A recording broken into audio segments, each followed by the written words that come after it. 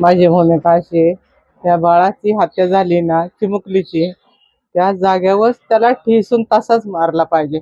माझी एवढीच इच्छा आहे. तुम्ही काय संपर्क आता त्याला सोडवायला वगैरे जाणार किंवा काय? मला त्याचं तोंड सुद्धा बघायचं नाही, अजिबात नाही.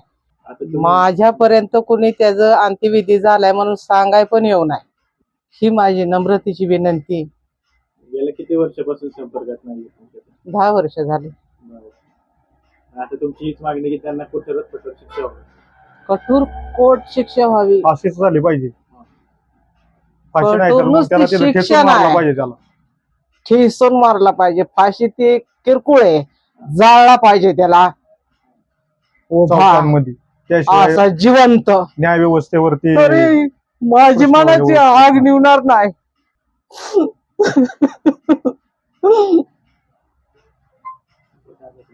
दादा, तुझ्या वडिलांनी कृत्य केलेलं आहे, वडील म्हणून काय वाटतं तुला? तुझ्या वडिलांनी एवढं कृत्य केलं, वडील म्हणून घ्यायची सुद्धा लाज वाटते ह्या अशा व्यक्तीला. त्याने त्याच्या पोटी मी जन्म घेतला, हाच माझा मोठा गुन्हा आहे आज.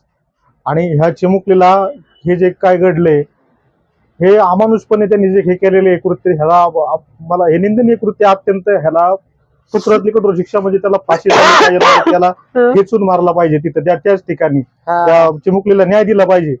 आज माझी बाची तशीच ती आहे मला. माझ्या बहिणीच्या किती 11 मला माझे बाचे आहेत. मला खूप वाईट वाटले अत्यंत. म्हणजे जी समाजातून प्रतिक्रिया तिखट उमटते, संतप्त प्रतिक्रिया, तीच तुमची आमची तीव्र भूमिका आहे की त्याला खेचून मारला पाहिजे. तीव्र भूमिका आहे, कारण की आम्हाला ह्यातमध्ये लय त्रास होतोय, मानसिक त्रास होतोय. आपल्या जीव तुम्हाला आता याचा त्रास होणार आहे. गावकरी सुद्धा वेगवेगळे आरोप करत आहेत. गावकऱ्यांचे आरोप चुकीचे असं वाटतं, तुमच्यावर होणारे आरोप तो त्यांचा दोष तुम्हाला दिला जातो. त्यांचा त्याचं नाव आमच्या नावाला जोडले. माझं नाव त्याच्या मागं जोडले म्हणून मला आता त्याचं ते सगळं ऐकून घ्यावं लागेल. काय मला बोलतील ते.